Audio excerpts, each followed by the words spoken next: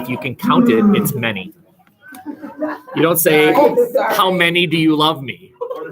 Oh, that's how many people. I love you too. Okay, that doesn't work. You could say I love you 3, but like if someone says I love you, say I love you 2. You say I love you 3. Because no one can eat lunch. I got some chips. I have gym after this, and I have to eat everywhere 2 Kias are due right now. a minute ago.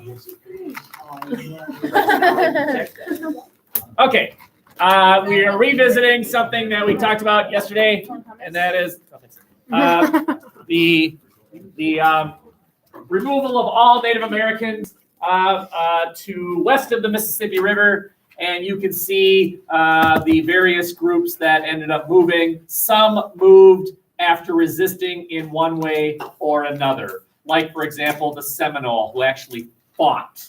And that, you are looking at the third longest war in American history. Third longest war in American history, the Seminole War. And it was the war to remove the Seminole because of the Indian Removal Act. There it is, the Indian Removal Act. And the Seminole said no. Now, we already talked about the Cherokee, and their answer was no. And their strategy was lawsuit, and that didn't work. The Seminole strategy was fight. And ultimately, of course, that didn't work either, but they were pretty darn good at it. The Seminole War was something like 8 years or something like that, which is the third longest war in American history. Any questions? Whenever a teacher, when I was young, whenever a teacher said, yeah, that's the second, I always had that question. Don't you have that question? What was the longest war in American history? What's the second longest war in American history? What was the longest war in American history? Don't you know?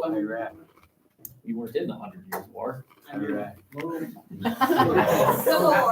Actually, not entirely certain which one's longer, but we were in Vietnam starting in about 59. We were out by 73.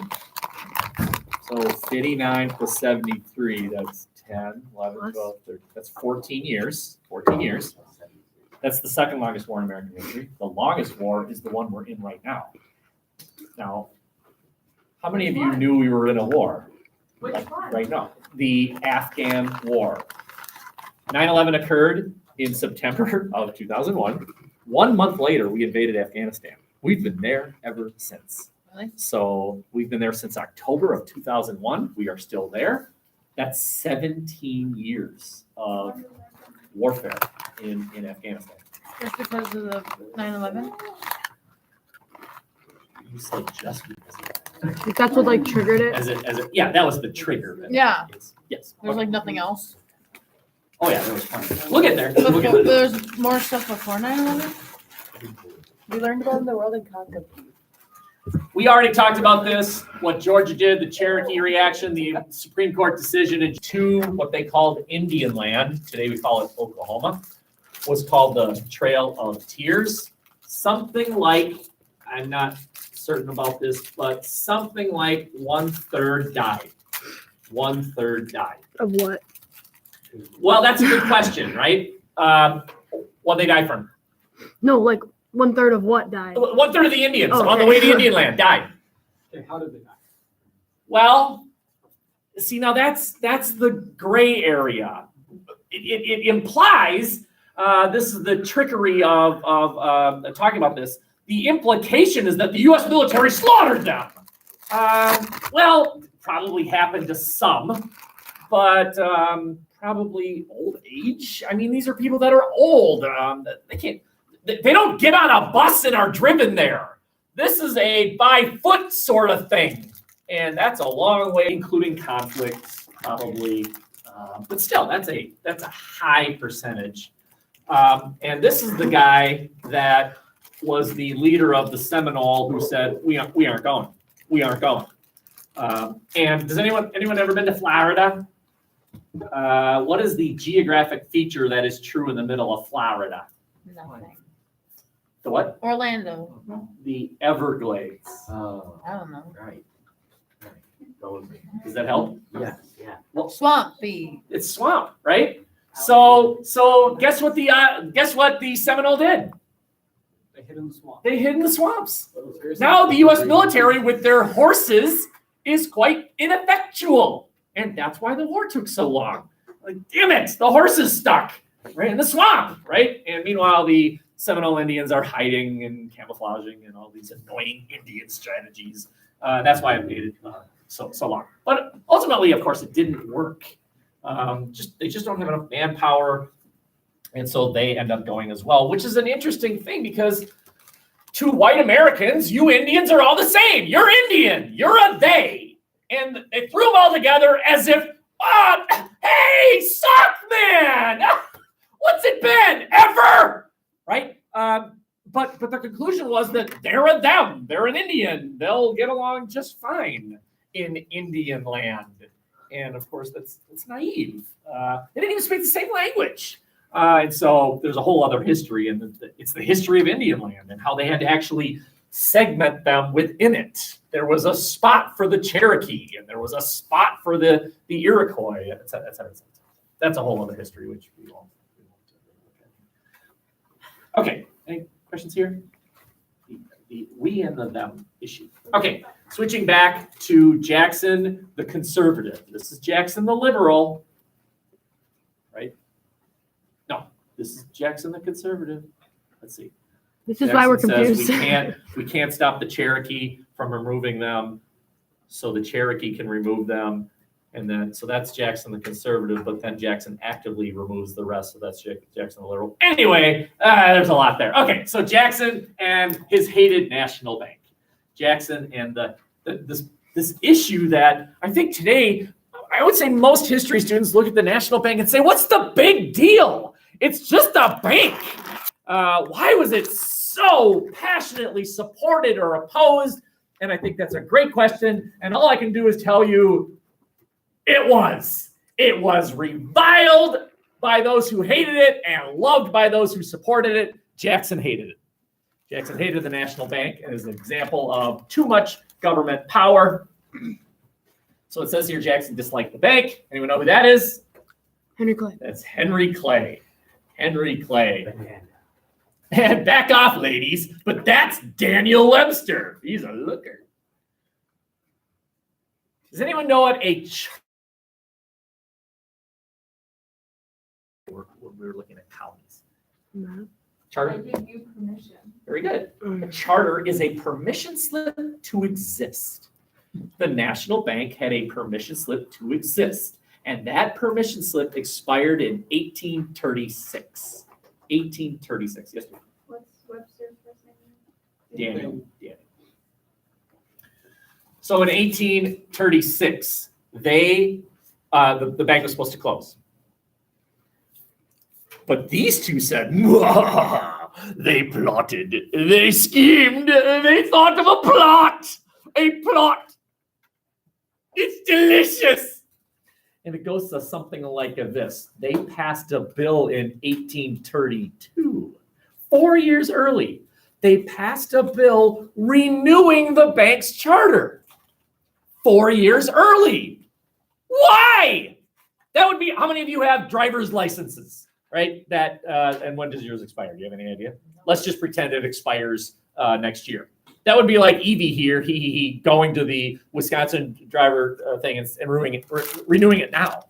They would look at her like, why are you here? This thing doesn't expire for another year. But that's what they did. So Jackson couldn't get rid of it? So that's the price. So Jackson could veto it?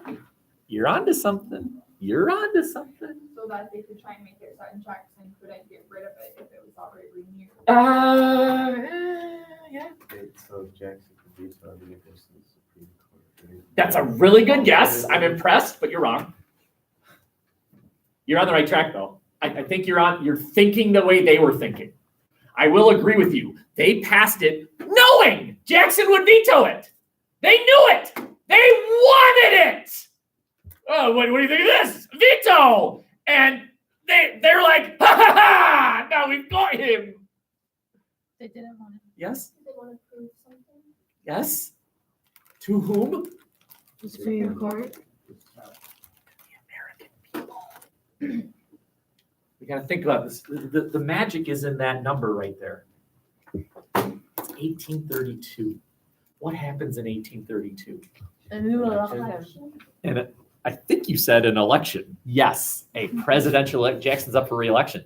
He was elected in 1828. He's now up for re-election in And he 1832. vetoed the bill, then the people want the bill. There you go. And they're not going to vote for There that. you go. Beautiful, right? They purposefully passed the bill so that he would veto the bill. And now whoever's running against Jackson can say, people, do you like the National Bank? I'm your man. I'm your man. And so do you understand that the election of 1832 now has its issue? And they were under the impression that most Americans liked the National Bank.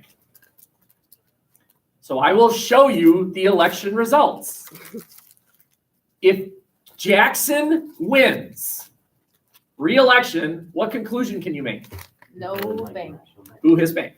If whoever is running against him wins, hooray for National Bank, right? The results. Okay. All these is an arm gesture. Oh, good. Well, can you see it? There it is. No. Jackson is team yellow.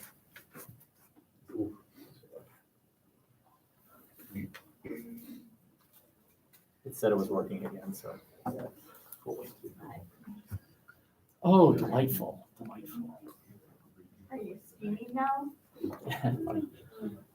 Well, you can see it. Jackson wins, and it is actually close popular vote-wise. It's close, but still he wins a majority, and he dominates the electoral vote. Jackson immediately tells himself, this gives me permission to kill the National Bank. He orders his Secretary of the Treasury, that's this guy, who looks like Dracula. Okay, according to this, it's working again, so let's see.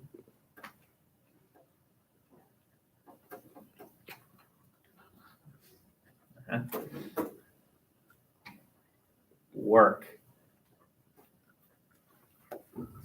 He immediately had his Secretary of the Treasury withdraw all tax money from the National Bank, and the National Bank existed for another 4 years as basically this insignificant institution. It existed for another 4 years because the charter gave it permission to. And then withered and died. So the National Bank is dead and gone. I have a question for you, though. Today, do we have a national bank? With the US Bank Stadium. Okay, so back to my original question. Do we have a bank that is run by the U.S. government? Yeah. I'm not talking about a national bank. Somerset First National Bank is not what I'm talking about. Or something that says state bank, U.S. state. All that means, the word national or the word state, is to whom did the owners of the bank go for the permission slip? If it says national, they went to the U.S. government. If it says state, they went to Madison or St. Paul. Okay, that's all it means. But do we have an actual government-run bank today? Does anyone know the answer? I don't think so. Any of you are saying no, or no as in it does not exist? Does not exist. Oh, yes. But this one is just so insignificant because there's so many private ones. Can I say stay tuned? Can I say that I'm not going to tell you? Why don't we just have Siri? I'm just gonna look it up. This is.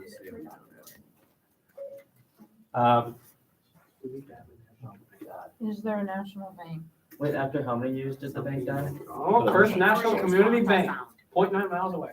Right. There are, of course, banks that have as part of their title First National Bank, but again, that's not what I'm talking about. I'm talking about a government bank. I know what you mean. Did you look up National Bank, Logan? Just talk about how that's not what he wanted. Okay, wait, anyone been to DC? Wouldn't it be in DC if they had one? Well, that's a good question because, of course, if you remember the National Bank, there were multiple locations. It was a franchise. Oh. There were locations everywhere, and I'll give you a clue. Not a franchise. That's a It trick is. question. I just gave you the answer. There is a national bank. It is the U.S. Federal Reserve System. There are 13 of them. The nearest one to you is Minneapolis. You drive by it when you go to a Twins game. It's on your right. There absolutely is. So this bank, which was killed by Jackson, is alive in a different. You have a question? No. So where are the other 12? Well, I will answer that question, actually. If you have currency, if you have a dollar bill, look at it and identify the national bank branch that made it. It's right on the money. There's one in New York, Washington, Chicago, Philly, Minneapolis, Dallas, San Fran. Where does it say? Unless it has, okay, so this one was made at Atlanta, Georgia. Wow, that's where it says. Right on the front, on the left, there's a little circle. It identifies where the currency I was. don't have This one. one, is it only on the one more? This one was made in Kansas City. Yeah, sometimes they don't say. So like all this one says is Federal Reserve System. Kansas City, yep, that's one. Wait, can I see that one? Okay, No. last slide here, and then we've got a couple other things to accomplish. Jackson, like all other predecessors, honors the two-term tradition. Could have run again, but chose not to. Probably would have won, but simply honored the wishes of Washington and Jefferson and says, you know what, two's enough. I am not a king. I am not an emperor. I'm president. We're different So from when did they Europe. make it just only two? Very good question. So she just asked, well, when did they make it so that constitutionally you can only be president elected 2 terms? I'll double up on your question. So let's just say Barack Obama runs for president, wins twice, and then obviously he steps back. But let's say that Joe Biden, who was vice president under Obama, decides to run for president in 2020. Can he ask Obama to be his vice presidential candidate? Mm-hmm. Well, okay, fine. Then let's say that Biden dies. Does Obama become president? He was already president 8 years. Can you be president after you've been president for 8 years? Doesn't it depend on like when he died? Because you Yeah. have like 2 more years. I'm not going to tell you. Yeah, I think so. Why? I think You're it's a like teacher. Find out yourself. You're a teacher. You're supposed to tell us. No, I am not supposed to tell you. I'm supposed to Guide you. you. Guide on the side. You're not guiding us. You never even answered my question. What was your question again? When did it switch? Oh, well, to answer that question, I actually think you could figure it out. What you need to do is find a president that was elected more than twice, and then find his opponents who were so sick of him by that point that they muscled through a constitutional amendment. Do you know the answer? FDR. After FDR, the Republicans were so sick of FDR as elected president, they said, we will never allow this again. That same amendment addresses my question. Could Obama be president again? Yes. Well, stay tuned. In essence, you're right. For a while. He could for a while. Okay. Last slide here. Very good questions. So Jackson steps down, but basically says to his supporters, there's my boy. Vote for him. A vote for him is a vote for me, which is almost word for word what Trump said last Monday to when he traveled throughout the country, when he would help people running for office as senators or representatives. What Trump did was made it an election about him. And I do think that in some cases it helped, and I think in some cases it hurt. Because a lot of people said, I'm right, it's an election about you, and voted for the other person. Or voted for the Republican. It was a referendum. Trump made it a referendum about him. That's what Jackson did. Hey, what did I just do there? That's what Jackson did. He said, look, if you vote for this guy, you're voting for me. It's the same. Okay? This guy's name is Martin Van Buren. There's the election result. You can see the brilliance or the stupidity of this new party called the Whigs. There's a lesson here. Look what the Whigs did. And I want you to try and think about this and try and think, is this brilliant or is this stupid? The Whigs ran 1, 2, 3 people. Their logic was, one of us will beat them. They're all running against each other. Okay. All you've done is split the Whig vote. You've split the Whig vote. It was stupid. Really dumb. Okay. One guy was Harrison. That's the guy that defeated the Indians at that one battle of Tippecanoe. That's him. Something named White and something named Daniel Webster. That's Daniel Webster. Okay. The Whigs split their vote. Okay. When did it become only 2 people like ran? It's actually never been actually 2 people. It's just that our system, because it's a winner take all electorally, if you win a state, you win all the state's electoral votes. It just leads to an unavoidable 2-party system.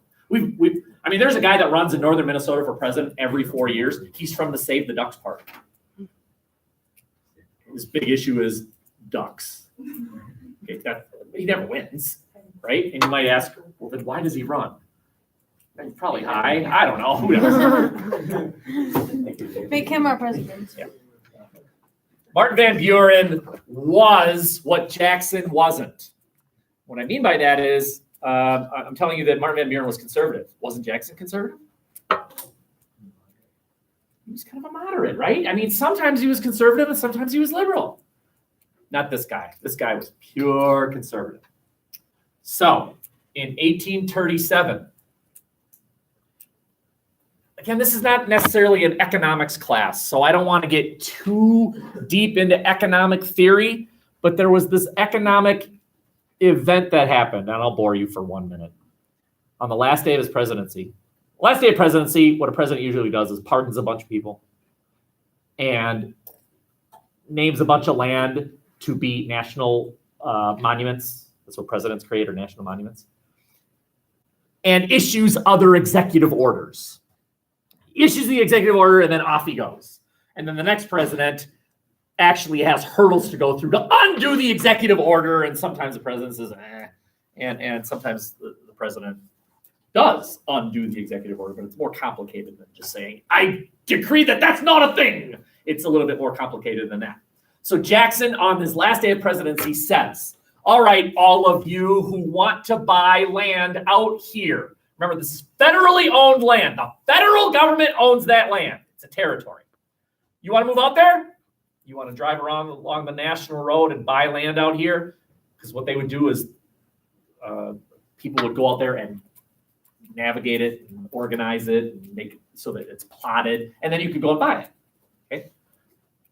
You had to pay an actual gold. You had to pay an actual gold.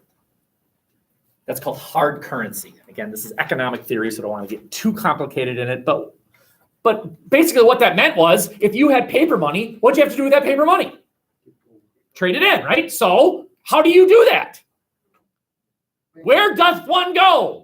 You go to a bank. Well, not the national bank. That's dead, right? So, well, that's a good question. So she just said, wait, banks have gold? That's you just asked a really good question. And I think the question is that still true today? Your paper money, that $20 bill, could he go to the bank and say, here's $20 paper money. I'd like $20 worth of gold, which, by the way, would be like a sliver. It'd be like, there you go. And, like a flag. Where is it?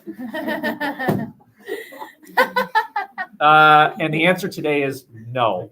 We no longer on what is called the gold standard. We are no longer on the gold standard, but we used to be. The way it worked, again, I don't want to get too deep into this, is the gold standard meant that if you had paper money, you should be able to go to a bank, turn in your paper money, and they would give you gold. Like flakes of gold or like Coins, blocks? like coins. They call it specie. It's gold coins. It's gold. It's actual gold, right? So that's what you had to do. Well, if Jetty here was interested in buying land, he would go to the bank and turn in his paper money and get gold. And now that bank has less gold. And it should work in theory because the bank only issues paper money based on how much gold it has. But if you're a bank, and this is actually quite common, what you did was you printed way more paper money because you assumed there'd be more gold found. They're going to find more gold. So we'll print more money anticipating that gold will be found someday, which means there's more paper money than gold. So when Jet goes to get his gold, okay. And then when Evie Now they even have but they're going to run out. They have even more money. It's inflation though. That's what happened. This is called a panic. A panic is when everybody rushes to the bank because they realize, oh my God, I got to get my gold. And the bank runs out of gold, but there's more paper money out there. And if you're not following this, I'm not worried about it. You don't have to. This is not an economics class. Just understand that banks were based on the gold theory, the gold standard, and they ran out of gold. Well, that means that paper money that's now in your hand, if you didn't get the gold, you know what that paper money is worth? Nothing. You have money that's worth nothing. Suddenly, you go from being a millionaire to you're broke.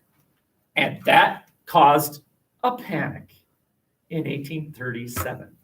The Panic of 1837. Think about it. Let's say you own a factory, you own a business, and you did not trade in your paper money for gold. You have no money. Now, you have no money now. When did they switch back to money? He's just full of questions today. Yeah, you are full of questions today. It's not like they switched. Like, when did money? Nixon. When did money become? Nixon. What's that? Okay, so how many panics have we had? Oh, it's like every 20 years.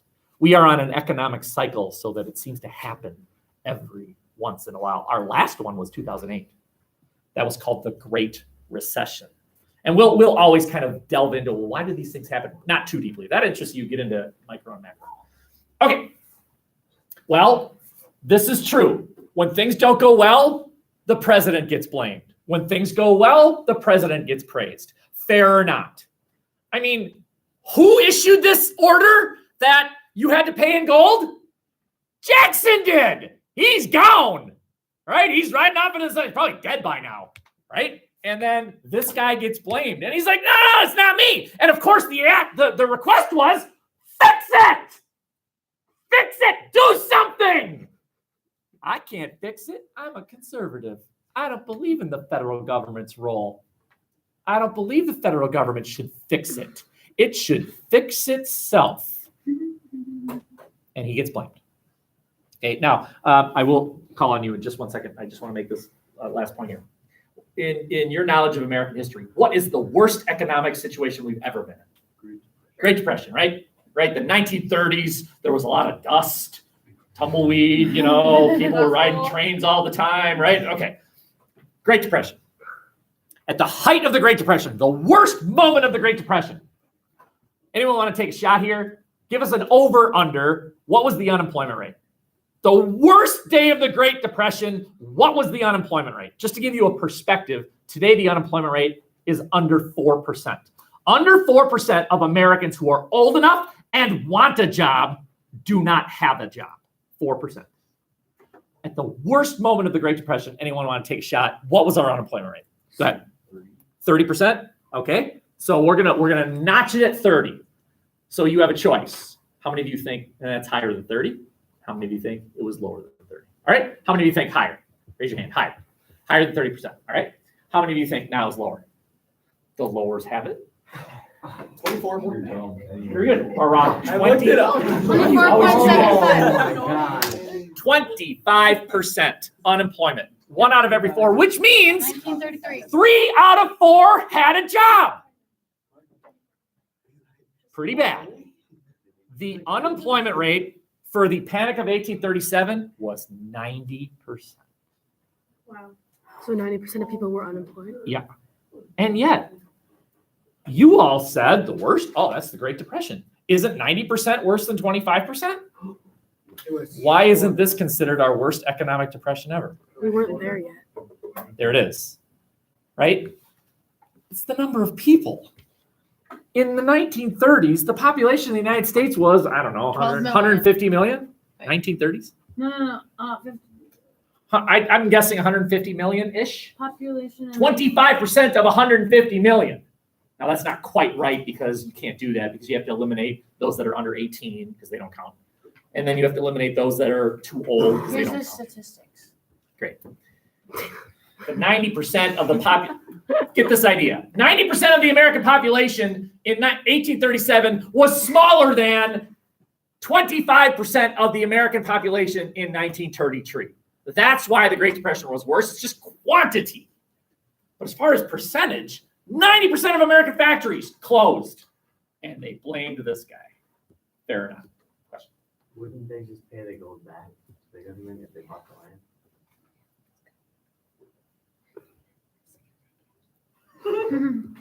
Okay, so you're going to go to your private institution to get your gold. This is my this is my goal. This doesn't belong to the government. This is my goal, and I am going to now pay the U.S. government. And what you're suggesting is that could just be then given back to the bank. Yeah, I get it. No, this you can't think of a bank as the government. It's not. This is a private institution that holds my money. That's my money. When I give it to the government, that's the government's money, right? So it's not like they can give it back to you. It's theirs now. Fun little fact: the largest depository of gold in the world is Fort Knox, Kentucky. The second largest depository in the world was attacked on 9/11. World Trade Center. World Trade Center. Second largest deposit of gold. Anyway, all right. Any questions? No, we're done. Oh, we're not quite done, but No. we have to attack. Oh, Yes. these is options. That helps. So you supposedly wrote a first paragraph. Get that out. Your practice blue book essay. Now, if you're one of these people that didn't bother, okay, I'm not walking up and down the aisles grading things, but you are digging yourself a bit of a hole. You're making your life a little bit more complicated. But that was your choice. You're all big boys and girls.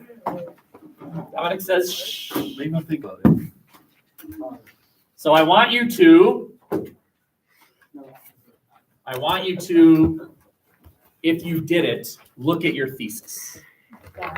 And I want you to judge your thesis. Okay? So compare it to theses that I have seen. These are straight from every year I update it. And so what I'll do this year is I'll take an awful, and a good thesis from this year's crop, and I'll show it to next year's CIS students. Okay, here's one I saw. I'm going to tell you about the views of the Federalists and the Democratic Republicans. That was I'm a CIS student like that. Real bad, okay? Now, let's not judge you because I saw this very style of writing in your lexicon. no I. When you say the British shot first, it is implied that that's what you think. That's why you wrote it. Those thoughts occurred in your head. You don't need to say, I think the British shot first. I know that. You wrote it. That's what you think. The words. Okay. Real bad. Real bad. Okay, how about this one? Again, remember, what we want is both groups, Zinich, Schweigert, and Allen, both issues, but for you, it's one issue. Both groups, one issue, judgment. 4 things. I should see 4 things in your thesis. I don't remember. Okay, Democratic Republicans' views on nullification and free speech were better than the Federalist views on nullification and free speech. Both issues Both issues, and judgment. both groups, Both groups. okay, nullification, free speech, Democratic Republicans, Federalists, and judgment. Not bad. Yes? Well, it's like repetitive stuff. Okay, It's basic. yeah, I mean, maybe we could flour it up a bit, but does it have the 5 ingredients? Doesn't it? Am I looking at this wrong? It's only got one issue. I mean, it just says. Nullification and free speech. Nullification and free speech are 2 different issues. Oh, okay. So I actually think this is pretty good. To me, this would be perfectly fine. Okay. This was, her sister. Okay, the Federalists and Democratic Republicans disagreed over both economic policy and government attempts to limit speech. But the Federalists view that taxes were needed to get the nation out of debt, along with its view that attempts to limit threatening speech would prevent chaos, made it the party that had the better views about the proper role of government. Wow. Right? Wow. Look what this has that this doesn't have. This has stuff that should be in your roadmap. Nullification, free speech. There's nothing about anything specific. I see nothing about the Sedition Act. I see nothing about Kentucky and Virginia. But this has some meat. The thesis has meat in it. The word debt. Okay, now it's not getting super specific. I don't see anything about the actual tax, the Whiskey Act, or the tariff, but it is more specific than this one. This one's pretty bland. Yes, it has everything that I said, but this one's got some meat on them ribs. I like that. Okay, that's good. Okay, this is great. This is awful. Okay. Wow. Right. Sit down. Seatbelt on. Read that again. Whoa. My hair sticks up. Okay. Wait, so when we were talking Why'd you say wait? It's not me this time. Because I don't want you to move on. Oh, you mean wait. I heard you. Yeah. Yes. Okay. Can I help you? When we're writing in our thesis, do you want us to use Federalists and Democratic Republicans, or do you want us to use Thomas Jefferson and Hamilton? Okay, I did not get the message to you yesterday. Do not refer to Jefferson and Hamilton because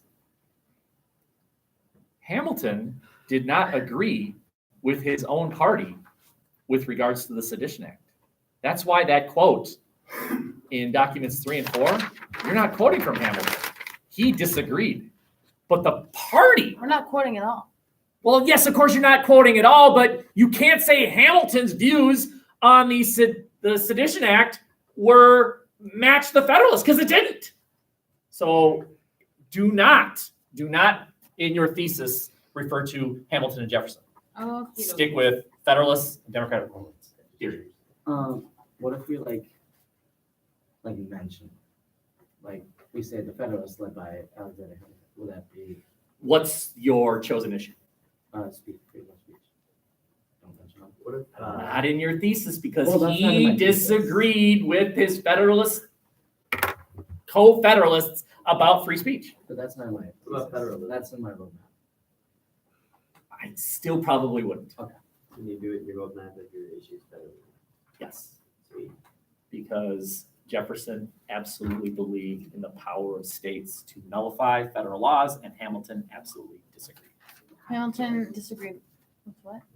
Hamilton did not think states should have the authority to nullify federal laws. Alright. Slow down, Hamilton did not think states should be able to nullify federal laws. which is opposite of what Jefferson thought. Oh, yeah. Jefferson believed states should be able to nullify federal laws. Perfect. That's what he did. And he advised Kentucky and Virginia to do so. And we still don't know what happened with that. We still don't ultimately know But they still do it anyway. if the state can secede and or if a state has the authority to nullify a federal law. They do it anyway. We still don't know if, well, of course they try anyway. Well, I look mean, at you're not, Colorado. you can't speed, but many of you keep trying. Wait, so could we, so like, synthesis, could we like look at Colorado? Oh, most definitely. Okay. Absolutely. That's one way to do it. Another thing is, what state was it? North Dakota? I can't remember what state. Is basically announced that once somebody becomes the new governor in January, They are going to make abortion as difficult as possible. And that is basically defying a federal court decision, which is federal government policy that says abortion should be legal. That's an example of federalism. Sorry? Texas did the same thing and made it so that in order for a woman to get an abortion, she can't go to like an abortion clinic, she has to like go to. Have to go to a hospital. Yep. You have to go to someplace with admitting rights, hospitals, right? Which closed all the clinics that basically provided that service, closed them all down. Yeah, very good. Okay, any other questions? There are 2 keys due today. Part of me wants to say, hey, by Monday, have your second paragraph done, but I won't. I want you to sort of turn off for the weekend. But keep in mind, there are 2 more keys due next week. You still have this direct quote you have to find. That's still in your universe. You still have a series of pages to read as far as slavery is concerned. As far as I understand, Lindy's going to start that discussion Monday. I think he's going to start that. So this is another cooperative effort between the English and the history department. Okay, so you still have things to do. Yes, dear.